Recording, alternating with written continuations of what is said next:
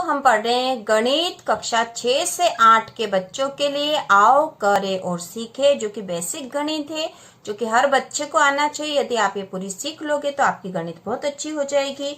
तो इसकी ये वर्कबुक है जो हमने शुरू कर दी है और इसके आगे के भाग हम कर चुके हैं। आज इसका जो नव्वे क्रम का जो है वो हम पढ़ेंगे, आओ करे और सीखे। इसमें गतिविधि का नाम है बड़ी संख्या बनाओ जीत कर बताओ। तो यहाँ पे जोड़ना वाली गतिविधि है और हमें पता होना चाहिए कि इसमें बड़ी संख्या कौन सी है। तो इसमें पहला है आपके घर के 2 सदस्यों की आयु वर्षों में पूछकर लिखी है ना। तो यहाँ पे वर्ष में आयु कितनी है वो पूछकर लिखना है। तो आप अपने मन से कोई सी भी संख्या लिख सकते हो या आपके घर के किसी भी 2 सदस्य से पूछ के उनकी उम्र लिख सकते हो। जैसे एक सदस्य की आयु है ना, एक सदस्य की आयु मान लो 50 वर्ष है। आप कोई सी भी लिख सकते हो अपने परिवार के अनुसार। और दूसरे सदस्य की आयु मान लो ये 20 वर्ष है। तो इन दोनों का योग करना है। तो 0 से 0 जोड़े तो 0 हो गए और 5 और 2 हो गए 7। ठीक है, अब दोनों की आयु का योग 100 से कम है या ज्यादा। ठीक है, या ज्यादा क्यों, है ना। तो दोनों की आयु का योग 100 से कम है या ज्यादा।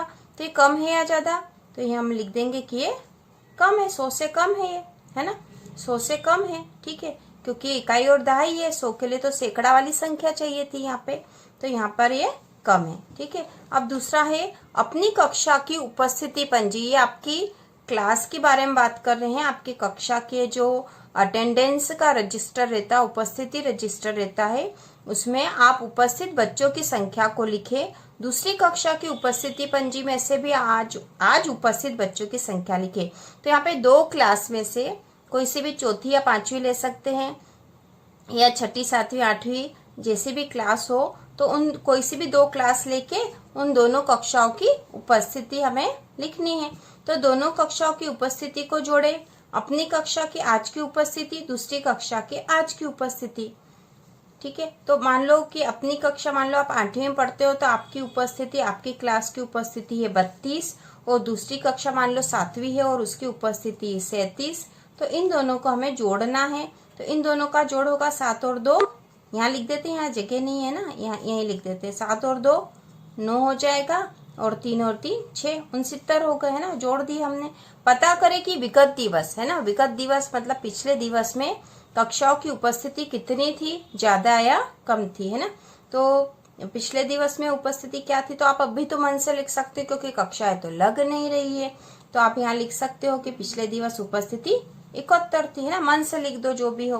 विगत दिवस अपनी कक्षा की उपस्थिति, विगत दिवस दूसरी कक्षा की उपस्थिति। ठीक है, तो विगत दिवस अपनी कक्षा की उपस्थिति भी आपको मन से ही लिखनी पड़ेगी। अभी तो 31 लिख दो और दूसरी कक्षा की उपस्थिति आप लिख सकते हो 25 और इन दोनों का योग हो गया 5 और 1 6 और 3 और 2 5, 56 हो गया। ठीक है, तो इस तरह से हम ये गतिविधि पूरी कर सकते हैं। अब अगला जो है आओ करे और सीखे 10वें नंबर का जो है वो है बड़ी संख्या बनाओ जीत कर बताओ वाली ही गतिविधि चल रही है और इसकी अवधारणा भी जोड़ना है।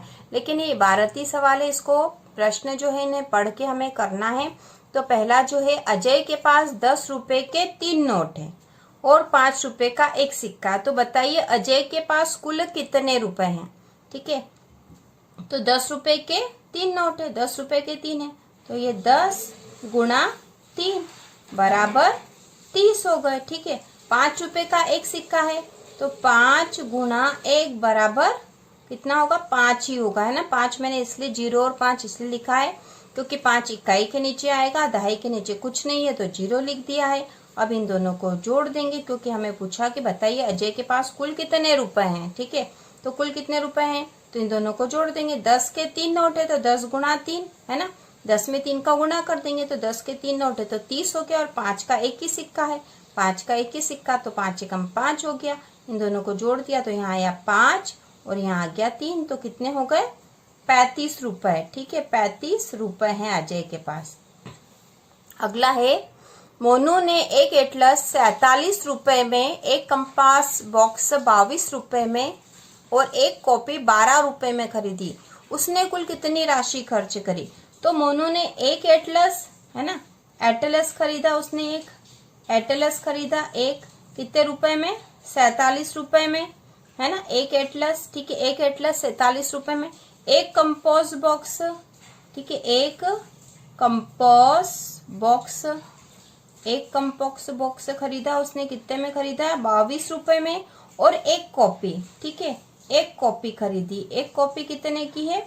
ये है 12 रुपए की। उसने कुल कितनी राशि खर्च करी? तो इसमें इनको तीनों को जोड़ना पड़ेगा, ठीक है। 7 और 2 8 और 9 10 और 11 की 1, हासिल का 1, 4 और 1 5, 6 7 और 1 8। तो कितने हुए हैं? 81 रुपए। कितनी राशि खर्च करी उसने? कुल 81 रुपए, ठीक है। इसी प्रकार अगला है, एक पेन का मूल्य 10 रुपए, एक कॉपी का मूल्य 18 रुपए। पेन व कॉपी का कुल मूल्य कितना है? तो हम यहाँ लिखेंगे कि एक पेन का मूल्य बराबर 10 रुपए है, ठीक है। अब एक कॉपी का मूल्य है 18 रुपए है। पेन और कॉपी का कुल मूल्य निकालना, तो इन दोनों को जोड़ देंगे। तो 0 और 8 हो गए 8, 1 और 1 2, तो ये हो गए कुल 28 रुपए, ठीक है, 28 रुपए। इसी प्रकार चौथा है, निखिल ने एक पुस्तक 27 रुपए में खरीदी। उसने 50 रुपए का एक ड्राइंग बॉक्स खरीदा, तो वह दुकानदार को कितने रुपए देगा? ठीक है। अब यहाँ पे है एक पुस्तक, इस क्या क्या खरीदा उसने? एक पुस्तक खरीदी 27 रुपए में, है ना। अब उसने एक ड्राइंग बॉक्स खरीदा है, एक ड्राइंग बॉक्स खरीदा कितने में? 50 रुपए का खरीदा है, 50 रुपए का। तो वह दुकानदार को कितने रुपए देगा? तो इन दोनों को जोड़ देंगे, क्योंकि एक पुस्तक का मूल्य और एक ड्राइंग बॉक्स का मूल्य यदि जोड़ देंगे तो इतने ही रुपए उसको दुकानदार को देना है। तो 7 और 0 होके 7, और 5 और 2 2 या 2 और 5 7। तो यहाँ पे हो गए वो कितने रुपए देगा? 77 रुपए, ठीक है, 77 रुपए। इसी प्रकार अगला है, एक क्रिकेट के बल्ले का मूल्य 365 रुपए व गेंद का मूल्य 92 रुपए था। बताइए बल्ले व गेंद का कुल मूल्य कितना था? तो यहाँ पर हमें इन दोनों को कुल मूल्य मतलब इन दोनों को जोड़ना पड़ेगा, ठीक है ना। गेंद और बल्ले का कुल मूल्य पूछा है, तो यहाँ हम बताएंगे कि बल्ले का मूल्य है ना, बल्ले का मूल्य कितना है? 365, ठीक है, 365 रुपए है, ठीक है। अब गेंद का मूल्य, तो यहाँ हम लिख देंगे गेंद का मूल्य, ठीक है। गेंद का मूल्य कितना? 92 रुपए।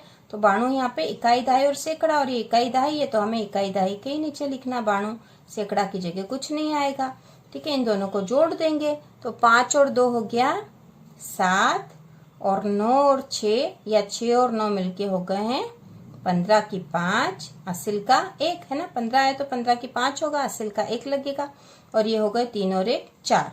तो ये हो गए 457, ठीक है। कितने हो गए? 457। तो हम यहाँ लिख देंगे 457 रुपए।